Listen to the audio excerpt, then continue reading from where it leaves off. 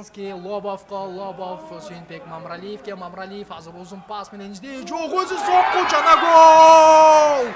Сүйінбек Мамралиев кандай коз керемет голду. Нефчи командасынын дарбазасына Сүйінбек Мамралиевтин орундосунда көрүп отурабыз. Көрсөтүп турган учур Сүйінбек Мамралиев топ менен жакынкы бурчка чебирилди, гол! Алекса Мыржа баш менен азыр кереметтүү катарында көргөн жокпуз, бирок кийинки оюндарда ал кошулуп сөзсүз түрдө дебют жасайт болушу керек.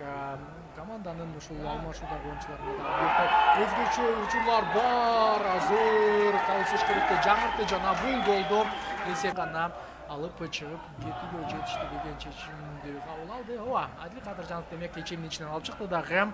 Алижонов дал ушул голдун Лобов бул ирет офсайд жок экенин карады жана Батыркановго алтырган, андан ары гол!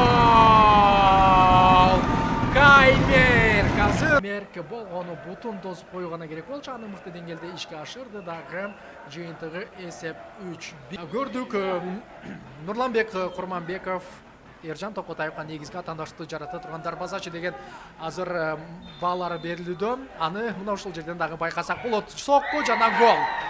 Дастан Токтосунов атаандашынын кыймылы менен жазгырып кетти жана Курманбек Нурланбеков оң канатты көздөй секирген болчу.